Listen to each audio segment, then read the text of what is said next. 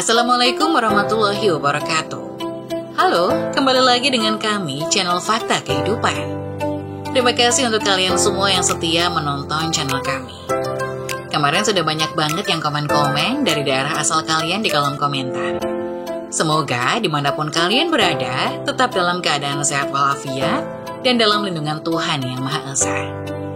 Seperti biasa, kali ini kami akan menceritakan kisah yang tentu saja nama dan tempat sudah kami samarkan. Kisah kali ini menceritakan tentang Gusti Mboten Sari. Pemulung ini menemukan dan merawat bayi perempuan. 20 tahun kemudian hal ini terjadi. Tidak usah berlama-lama lagi, kita masuk ke ceritanya.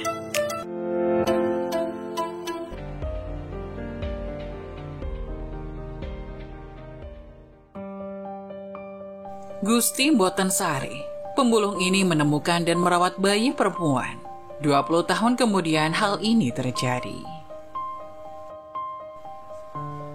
Ikhlas yang sebenarnya merupakan sebuah bentuk ibadah yang hanya bisa dirasakan oleh hati dan tidak kasat mata. Karena semua dilakukan bukan untuk mencari pujian di mata manusia, namun hanyalah untuk meraih keridhaan Allah. Di hari yang cerah di kota kecil yang dikelilingi oleh pegunungan, hiduplah seorang pemulung bernama Suryadi. Ia adalah pria parubaya yang hidup sederhana di sebuah gubuk kecil di pinggiran kota. Setiap pagi Suryadi akan berjalan kaki dengan keranjangnya, mengumpulkan barang-barang bekas dari tempat sampah untuk dijual. Kehidupan Suryadi yang melarat itu membuatnya minder hingga tidak memiliki istri. Ia juga tidak mau mengajak orang yang dicintainya hidup susah seperti yang ia alami saat ini. Hingga ia pun berjuang seorang diri untuk mencari barang bekas untuk menyambung hidupnya hari demi hari. Suryadi adalah orang yang ramah meski usianya sudah 50 tahun. Dirinya merupakan pemulung yang sangat dihargai oleh pemulung lain yang senasib karena ia juga sering memberi bagian dari penghasilannya untuk menolong pemulung lain. Sesama pemulung harus saling membantu. Katanya tiap ia membantu teman-teman seperjuangannya di gundukan tempat pembuangan akhir itu. Ia berpikir, membantu sesama pemulung tidak akan membuat pemulung itu lebih kaya karena mereka semua hidup untuk makan.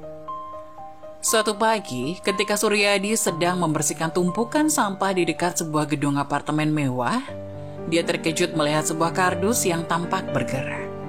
Dengan hati-hati dia mendekati kardus tersebut dan membukanya.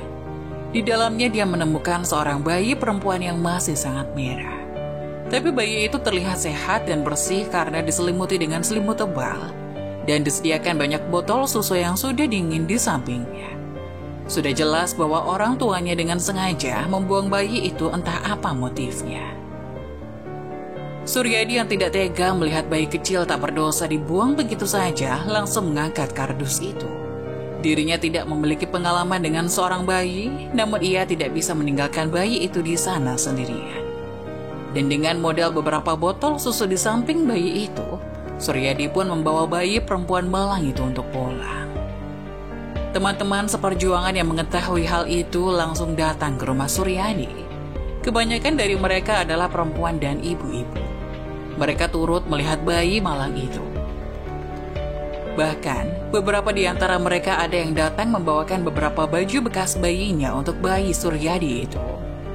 Ibu-ibu pemulung juga mengajarkan Suryadi bagaimana cara memandikan dan merawat bayi perempuan. Kehadiran bayi perempuan itu mengubah hidup Suryadi di gubuknya. Setelah memutuskan untuk merawatnya dengan penuh cinta, dia memberikan nama bayi itu Anissa. Suryadi menjalani hari-harinya dengan bekerja keras sebagai pemulung, sambil merawat Anissa seperti anak kandungnya sendiri. Mereka hidup dalam kemiskinan, tetapi cinta dan kebahagiaan selalu mengelilingi mereka. Bukan hanya itu, Anissa juga menjadi gadis cilik yang disayang oleh kawanan pemulung di sana. Banyak dari orang lewat akan memberikan beberapa temuan barang bekas yang dianggapnya masih layak, lalu diberikan kepada Anissa, seperti boneka bekas, pakaian bekas, dan mainan bekas lainnya. "Maafin Bapak, karena cuma bisa memberi kamu barang-barang bekas ya nak," kata Suryadi. Gak apa-apa Pak, karena buku bekas ini Nisa bisa membaca kok. Nisa senang banget Bapak dan teman-teman Bapak baik sama Nisa, kata Nisa polos. Iya, teman-teman Bapak berpesan supaya kamu rajin belajar biar pintar. Nanti sekolah yang benar.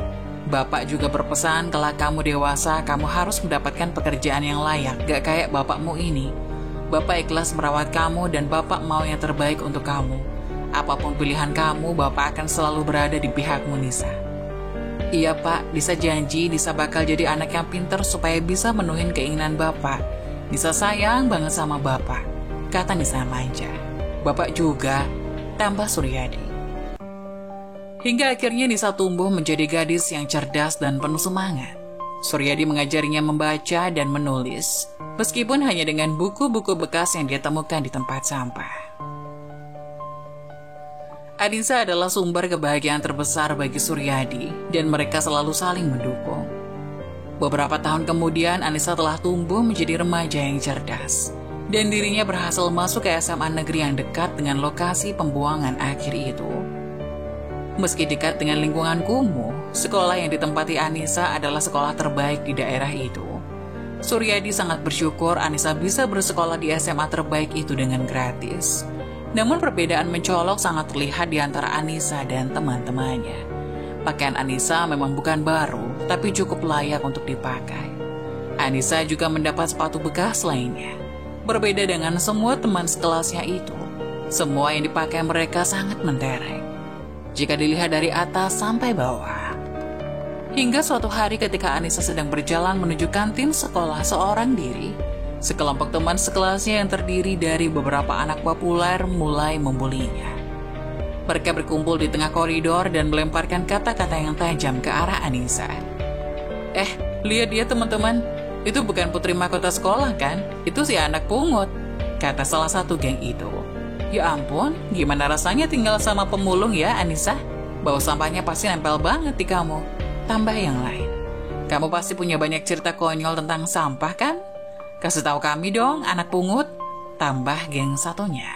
Mendapat perlakuan tidak mengenakan seperti itu, Nisa hanya diam saja. Anissa mencoba untuk tidak menunjukkan betapa terganggunya dia oleh ejekan mereka. Dia terus berjalan menuju meja kosong di kantin, tetapi teman-temannya yang lain masih terus memperolok-oloknya. Ayo Anissa, bagikan rahasia kesuksesanmu. Bagaimana rasanya jadi anak angkat pungut? Anissa mencoba menjawab dengan santai, meskipun hatinya terluka oleh ejekan itu. Saya bangga dengan apa yang saya alami. Pak Suryadi, ayah angkat saya, adalah orang yang hebat. Namun ejekan terus berlanjut dan suasana semakin panas. Anissa merasa semakin tertekan, tapi dia tahu bahwa dia harus tegar. Akhirnya salah satu temannya, Lisa, yang lebih bijaksana daripada yang lain, berdiri dan bicara. Cukup kalian semua, apa yang kalian lakukan sangat gak pantas. Anissa adalah teman kita dan dia gak pantas diperlakukan seperti itu hanya karena latar belakangnya. Ini bukan tindakan yang baik. Kata-kata Lisa membuat beberapa teman yang lain merasa bersalah dan berhenti. Mereka tahu bahwa mereka telah melampaui batas. Anissa tetap duduk di meja kosongnya, berusaha menenangkan diri dan mengatasi rasa malu yang dia rasakan. Lisa gak asik, kata salah satu teman yang membuli Anissa. Hingga waktu istirahat pun dilalui Anissa seorang diri. Dia memilih tidak memiliki teman karena takut teman yang bersamanya juga akan dibully nantinya. Akhirnya bel masuk kelas pun berbunyi. Nisa segera masuk ke dalam kelasnya, takut keduluan gurunya. Beberapa hari kemudian, di hari Senin pagi, tepatnya pada saat upacara bendera dilangsungkan, kepala sekolah memberikan pengumuman penting. Ia mengumumkan sekolahnya telah menjadi juara umum nasional di Olimpiade Sains, dan salah satu peserta lomba tersebut adalah Anissa. Hari ini kita ingin menghargai seorang siswi yang telah menunjukkan dedikasi yang luar biasa dalam belajar dan berkontribusi positif dalam kehidupan sekolah kita. Dia adalah contoh teladan bagi kita semua. Mari sambut Anissa, kata Bu Wulan memberikan pengumuman. Aplaus meriah memenuhi aula saat Anissa berdiri untuk menerima penghargaan. Wajahnya bersemangat dan penuh kebanggaan, dan pandangan matanya menyapu seluruh lapangan. Setelah penghargaan itu, Anissa terus berprestasi di sekolah. Dia adalah juara kelas, aktif dalam berbagai kegiatan ekstrakurikuler, dan selalu berusaha membantu teman-temannya yang membutuhkan bantuan. Semua guru di sekolah mengakui potensinya yang luar biasa, dan mereka selalu memberikan dukungan dan pujian. Anissa adalah anak yang cerdas dan berprestasi di sekolah. Meskipun dia sering menghadapi cemoohan dari beberapa teman sekelasnya, dia tidak pernah menyerah dan terus berusaha untuk mencapai yang terbaik. Hasilnya, dia mendapatkan pujian dari para guru dan kepala sekolah. Suatu hari, Anissa diundang untuk berbicara di depan seluruh siswa sekolah tentang perjalanan hidupnya. Dia berbagi kisah tentang bagaimana dia ditemukan oleh Suryadi di dalam kardus di tempat sampah, dan bagaimana Suryadi telah merawat dan mencintainya sejak saat itu. Anissa juga berbicara tentang tekadnya untuk meraih impian dan bagaimana cemoohan dari teman-temannya hanya semakin memotivasinya. Prestasi dan penghargaan Anissa di sekolah tidak hanya membuatnya bangga, tetapi juga membuat Suryadi merasa sangat bahagia. Dia tahu bahwa dia telah memberikan Anissa kesempatan untuk meraih mimpi-mimpinya. Dan melihat anak angkatnya tumbuh menjadi sosok yang luar biasa adalah hadiah terindah yang bisa dia bayangkan. Setelah Anissa lulus dari SMA dengan prestasi gemilang, dia mengambil langkah berikutnya dalam perjalanan hidup. Dia memutuskan untuk mencari pekerjaan untuk membantu menghidupi dirinya sendiri dan membantu meringankan beban Suryadi yang telah merawatnya selama bertahun-tahun. Anissa mengajukan lamaran ke beberapa restoran dan akhirnya dia diterima sebagai pelayan di sebuah restoran besar di kota. Pekerjaan sebagai pelayan memang bukan pekerjaan yang mentereng, tetapi Anissa selalu menjalankannya dengan semangat yang tinggi. Selain mengantarkan makanan dan minuman, tugas lain Anissa adalah membersihkan meja, menyapu dan mengepel, serta membersihkan toilet. Dia melakukan tugas-tugasnya dengan sepenuh hati, karena ia bertekad untuk membawa ayahnya Suryadi agar bisa hidup lebih layak dan pensiun menjadi pemulung. Selama bekerja di restoran tersebut, Anissa terus menunjukkan dedikasi dan kerja kerasnya. Dia merasa bersyukur karena telah diberi kesempatan ini. Dia bertekad untuk memanfaatkannya sebaik mungkin. Meski pekerjaannya terkadang melelahkan, dia selalu menjalankannya dengan senyum di wajah. Namun melihat Anissa yang rajin dan tak kenal lelah membuat Anissa disayangi manajer. Ia juga mendapat bonus yang lebih tinggi dari teman-temannya, membuat teman kerjanya iri terhadap apa yang didapatkannya. Suatu hari, suasana di kantor tempat Anissa bekerja tiba-tiba berubah drastis. Kabar buruk menyebar bahwa beberapa barang berharga telah hilang, dan beberapa pegawai mulai mencurigai Anissa. Beberapa orang mulai menyebar gosip bahwa Anissa adalah pelakunya. Meskipun tidak ada bukti yang cukup untuk mendukung tuduhan ini, Andi, rekan kerja Anissa, membongkar bahwa Anissa adalah anak pungut dan ia adalah anak pemulung, hingga menuduh barang-barang yang hilang itu dicuri oleh Anissa yang miskin. Mendapat tuduhan itu, Anissa sangat terkejut. Dia tahu dirinya miskin dan anak dari seorang pemulung, tapi dia bersumpah bahwa dirinya tidak pernah mencuri dan melakukan tindakan gila serta hina seperti itu. Meski Suryadi adalah seorang pemulung, ia selalu mengajarkan hal-hal baik pada dirinya. Saya memang miskin, saya memang anak dari seorang pemulung, tapi orang tua saya tidak pernah mengajarkan saya untuk mengemis apalagi mencuri barang milik orang lain. Kalaupun memang saya yang mencurinya, mana buktinya? Kata Anissa sambil menangis mendapat tuduhan itu. "Alah, mana ada maling aku," kata Andi, rekan kerjanya. "Saya bersumpah atas nama Allah, saya bersumpah atas nama diri saya tidak pernah melakukan itu." Mendengar pengakuan dari Anissa, manajer sekaligus pemilik restoran itu Pak Ali langsung teringat bahwa dirinya menaruh CCTV di lokasi kehilangan barang-barang itu. Pak Ali mencoba untuk percaya kepada Anissa, tapi jika sudah berbicara dan malah membuktikan bahwa Anissa adalah pelakunya, maka ia akan dengan tegas memecat secara tidak hormat Anissa. Ia pun memanggil Anissa ke ruangannya untuk diinterogasi secara terpisah terlebih dahulu. Hingga beberapa saat kemudian, seorang teknisi restoran tersebut datang dan memberikan rekaman CCTV itu. Tanpa basa-basi, Pak Ali langsung menyetel rekaman CCTV itu di depan Anissa langsung. Melihat adanya rekaman CCTV, wajah Anissa tampak tenang, karena ia memang tidak merasa mencuri barang orang lain. Dan benar saja, terlihat dalam CCTV itu, seorang lelaki yang membuka tas milik teman-temannya dan mengambil dompet serta HP lalu pergi keluar. Melihat hal itu, Anissa merasa lega karena tuduhan kepadanya tidak terbukti. Pak Ali langsung mengumpulkan semua pegawainya di kantor belakang. Dengan wajah marah, Pak Ali memutar ulang CCTV itu di depan semua karyawan, dan terlihat Andi, sosok yang pertama kali menuduh Anissa lah yang mengambil barang-barang itu. Merasa sudah terpojok, bukannya minta maaf, Andi malah lari dan kabur dari ruangan rapat itu menuju keluar restoran. Tapi untungnya seorang satpam memergoki gelagat aneh Andi sehingga langsung menangkap dan membawanya kembali di depan Pak Ali. Ia segera memecat Andi dengan tidak hormat dan dibiarkan begitu saja tanpa adanya pesangon.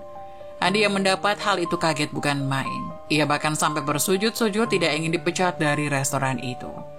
Ia berdalih bahwa keluarganya sangat miskin dan ia punya 5 adik yang harus dihidupi. Jika dirinya dipecat, keluarganya akan mati kelaparan. Meski merasa kasihan, tapi Pak Ali tidak bisa menoleransi kelakuan Andi yang sudah mencemarkan nama baik karyawannya. Bahkan ketika Anissa memaafkan kesalahan Andi pun, Pak Ali tidak bisa mencabut keputusannya. Entah mengapa ia sangat kesal dan tidak terima melihat karyawannya, terutama Anissa, diperlakukan tidak manusiawi oleh temannya itu.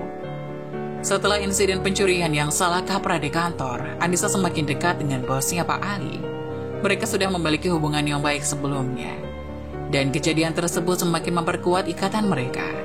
Pak Ali memang pria parubaya yang sudah beristri, tapi 20 tahun pernikahannya dia belum dikaruniai seorang anak.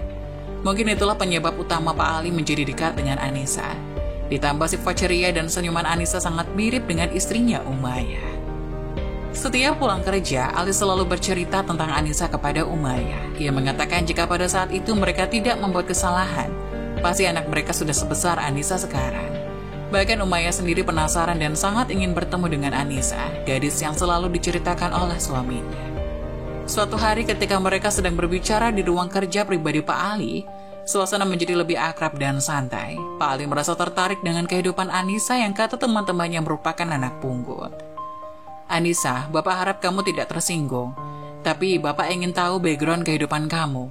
Mantan karyawan di sini bilang kamu anak pungut dan anak pemulung, bagaimana bisa? Ya Mas Andi bilang tentang saya itu benar Pak, saya tidak malu mengakui hal itu. Saya adalah anak pungut yang ditemukan oleh bapak angkat saya, yang seperti Bapak tahu beliau seorang pemulung. Bapak saya selalu menceritakan kejadian itu sebelum saya tidur. Bukan untuk menakut-nakuti saya, untuk menjadikan saya sedih, tapi bapak saya mengatakan bahwa suatu hari jika saya sudah sukses, jangan lupa dengan orang-orang yang selalu berbuat baik kepada saya. Waktu saya kecil, saya tidak hanya dirawat oleh bapak saya saja, Pak, tapi juga para pemulung lain ikut serta merawat saya. Jadi hari ini saya bekerja untuk membalas jasa mereka. Saya ingin membawa mereka keluar dari gubuk kumuh itu dan mencarikan rumah susun yang pas agar kehidupan mereka jadi lebih layak. Pak Ali mengangguk mengerti, menunjukkan bahwa dia menghormati cerita Anissa. Anissa, saya sangat terkesan dengan perjalanan hidup kamu. Kamu adalah contoh nyata dari seseorang yang tidak hanya berhasil melewati masa sulit, tapi juga tumbuh menjadi seseorang yang jujur dan hebat. Saya sangat menghargai kejujuran Anda dalam berbagi cerita ini dengan saya, tambah Ali.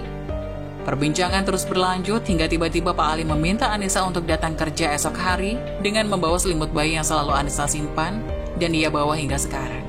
Entah apa maksud dari bosnya itu, Anissa menurut saja.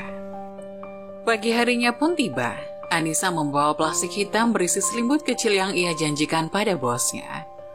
Tapi ketika ia masuk ke dalam ruangan bosnya itu, ia melihat wanita parubaya yang sangat cantik dan anggun duduk di kursi dekat bosnya. Ia mengira bahwa itu adalah istri dari bosnya. Di sisi lain, ketika pertama kali melihat wajah Anissa, jantung Umayyah langsung deg-degan. Tubuhnya bergetar hebat, ia merasa memiliki ikatan kuat terhadap anak yang baru saja ia temui hari itu. Entah mengapa air matanya tiba-tiba mengalir tanpa bisa dikendalikan. Dan tubuhnya langsung menyeret dan memeluk Anissa begitu saja. Ia sangat kaget dengan apa yang terjadi, bahkan ia belum tahu nama dari anak yang ada dalam pelukannya itu. Tapi rasa rindu mendalam terasa sangat menyisakan dadanya. Maaf tante, kata Anissa sambil mengurai pelukan itu. Mendapat penolakan halus dari Anissa, Umayyah pun langsung sadar diri. Ia segera melepas pelukannya dan menangis di samping suaminya. Melihat istrinya menangis seperti itu, Pak Ali segera meminta Anissa menunjukkan selimut bayinya itu. Dan benar saja, itu adalah selimut yang sangat familiar baginya. Ia langsung mengecek pojokan dari selimut itu. Di situ terbordir sebuah nama bertuliskan Fatimah cintaku dari Ali dan Umayyah. Mendapat kenyataan itu, Umayyah langsung menangis lebih keras lagi. Begitu juga Ali. Sekarang ia tahu kenapa ia merasa sangat terikat dengan gadis di depannya itu. Rupanya ia adalah anak yang dulu dibuang oleh keluarganya karena kisah cintanya yang tidak mendapat restu. Anissa, saya tidak tahu harus berkata apa. Ini adalah rahasia yang tersembunyi selama begitu lama. Saya hanya berharap Anda bisa memaafkan saya. Anissa yang kaget tidak tahu bagaimana bisa merespon. Dia ingin tahu lebih banyak tentang bagaimana semuanya bisa terjadi. Maaf, saya tidak mengerti. Bolehkah Anda menjelaskan lebih lanjut? Pak Ali mulai menceritakan kisah yang menyedihkan tentang masa lalunya. Dia mengakui bahwa dia adalah ayah biologis dari Anissa dan bahwa dulu dia adalah bagian dari keluarga yang tidak direstui ketika dia mencoba untuk menikah dengan ibu Anissa. Ketika ibumu dan saya tidak direstui, kami merasa tidak punya pilihan lain. Kami takut bahwa kami tidak akan memberikan kehidupan yang baik untukmu. Itu adalah keputusan yang sulit dan saya menyesalinya setiap hari, kata Pak Ali. Anissa merasa terkejut oleh pengakuan ini, juga merasa dicampakkan. Namun dia tahu bahwa Ali adalah orang yang telah memberikan banyak dukungan dan kesempatan dalam hidupnya. Saya masih bingung harus bagaimana mengetahui fakta ini, tapi saya juga tahu bahwa Anda telah menjadi bagian penting dari hidup saya. Tapi saya hanya ingin tahu mengapa Anda tidak pernah memberitahu saya sebelumnya, kata Anissa bingung. Mendapati hal itu, Umaya langsung memotong pembicaraan mereka. Ia mengatakan bahwa Pak Ali ingin dirinya mengetahui dan mengenal Anissa lebih dahulu, dan akhirnya memastikan dengan menggunakan selimut yang ia tinggalkan dulu. Pak Ali merasa bahwa dia harus bertindak dengan segera setelah pengakuan yang mengguncang dari Anissa. Dia merasa perlu untuk menghubungi Suryadi, orang yang telah merawat Anissa dengan penuh cinta selama bertahun-tahun dan menjelaskan segalanya. Dengan hati yang berat, Pak Ali mencari nomor telepon Suryadi dan mengirim pesan singkat memintanya untuk bertemu. Suryadi setuju meskipun tidak tahu apa yang akan dibicarakan oleh Ali. Mereka bertemu di taman dekat rumah Suryadi. Udara terasa tegang saat mereka duduk berhadapan satu sama lain. Pak Ali mengambil nafas dalam-dalam dan kemudian menjelaskan segalanya kepada Pak Suryadi. Dia menceritakan bagaimana dulu dia adalah ayah biologis Anissa, bagaimana dia pernah berusaha menikah dengan ibu Anissa, dan bagaimana dia akhirnya memutuskan untuk menjauh dari kehidupan Anissa demi kebaikannya. Suryadi mendengarkan dengan cermat dan diam selama Pak Ali bicara. Setelah Pak Ali selesai, Suryadi terdiam sejenak, mencerna semua informasi yang baru saja dia dengar. Dia tahu bahwa ini adalah pengakuan yang sangat sulit bagi Pak Ali, dan dia merasa terharu oleh kejujurannya. Pak Ali, saya menghargai bahwa Anda telah memberitahu saya semua ini. Ini adalah pengakuan yang sangat besar, dan saya tahu Anda melakukannya karena Anda mencintai Anissa. Kami semua telah merawat dengan cinta selama bertahun-tahun dan dia adalah anak kami dengan segala cara yang penting, kata Suryadi. Pak Ali merasa lega mendengar reaksi yang penuh pengertian dari Suryadi. Terima kasih, saya tahu bahwa Anda adalah orang yang luar biasa dan telah memberikan Anissa keluarga yang luar biasa. Saya hanya berharap kami semua bisa menjalani hubungan yang lebih baik di masa depan, tambah Pak Ali. Suryadi mengangguk setuju. Mereka bicara lebih lanjut tentang Anissa, tentang bagaimana mereka dapat terus mendukung dan memberinya dukungan yang dia butuhkan. Mereka berjanji untuk tetap terbuka satu sama lain dan menjalani hubungan yang lebih baik sebagai keluarga yang sejati bagi Anissa. Setelah semua pengungkapan dan penjelasan yang telah terjadi, Pak Ali merasa semakin dekat dengan Anissa dan ingin memperbaiki hubungannya dengan putri biologisnya tersebut. Dia bicara dengan lembut pada Anissa ketika mereka berdua berbicara di taman setelah pertemuannya mereka dengan Suryadi. Anissa, mulai sekarang panggil saya Bapak dan kamu boleh tinggal di rumah Bapak dan Ibu, Pak Ali melanjutkan. Anissa merenung sejenak. Meskipun dia merasa lebih dekat dengan Pak Ali setelah pengakuan tersebut, dia juga telah membangun hubungan yang sangat kuat dengan Suryadi selama bertahun-tahun. Suryadi adalah orang yang telah merawatnya dengan penuh kasih sayang dan menciptakan rumah yang hangat untuknya. Pak Ali, saya sangat menghargai tawaran Bapak, tapi Pak Suryadi adalah ayah saya yang sebenarnya, yang selalu ada untuk saya sejak kecil. Saya merasa sangat dekat dengannya, dan rumah ini adalah rumah yang telah saya panggil rumah selama bertahun-tahun. Saya ingin tetap tinggal bersamanya, kata Anissa. Pak Ali menghela nafas dalam-dalam mengerti perasaan Anissa. Bapak mengerti Anissa, Bapak tidak ingin memaksamu, yang terpenting Bapak hanya ingin kamu tahu bahwa aku di sini untukmu, dan ingin menjalin hubungan yang lebih dekat denganmu kapanpun kamu siap, sambung Pak Ali. Anissa tersenyum pada Pak Ali dan merasa terharu oleh ketulusan dan pengertiannya. Terima kasih Pak, saya sangat menghargai bahwa Anda ada dalam hidup saya. Saya berharap kita dapat menjalani hubungan yang lebih baik bersama. Pak Ali tersenyum dengan lembut dan mereka berdua merasa bahwa langkah-langkah pertama menuju rekonsiliasi dan hubungan yang lebih baik telah diambil.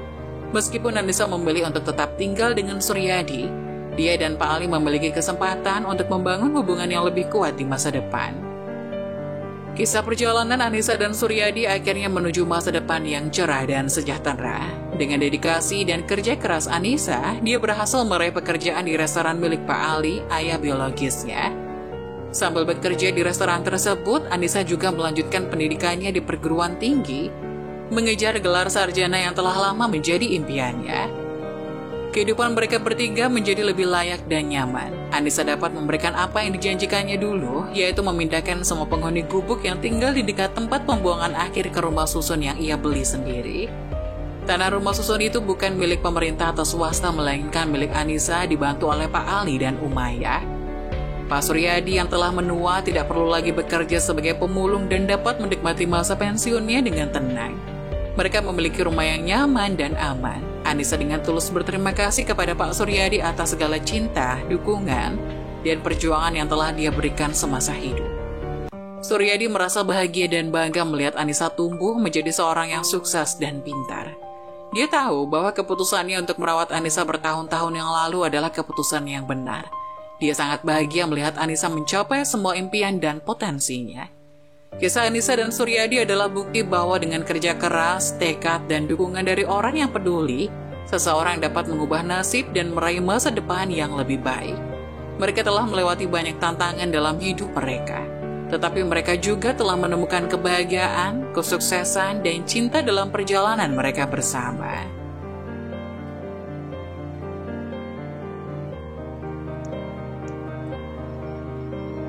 Saat-saat tersulitmu seringkali mengarah pada momen-momen terbesar dalam hidup. Teruskan, situasi sulit pada akhirnya membangun orang yang kuat. Mengeluh tidak akan pernah bisa memperbaiki keadaan. Bersemangatlah dalam menjalani hidupmu dengan ikhlas dan kesabaran. Begitulah kisah dari salah satu subscriber kita. Semoga kita dapat mengambil hikmah dan nilai-nilai penting yang bisa kita jadikan contoh pada kehidupan kita sehari-hari. Bagi kalian yang ingin memberikan kritik dan saran yang membangun, kalian bisa tuliskan di kolom komentar. Kalian juga bisa membagikan kisah kalian untuk kami bawakan lewat nomor yang ada di kolom deskripsi. Jangan lupa tetap dukung channel kami dengan cara like, komen, dan subscribe, serta tunggu video-video selanjutnya. Sekian dari saya, terima kasih. Wassalamualaikum warahmatullahi wabarakatuh.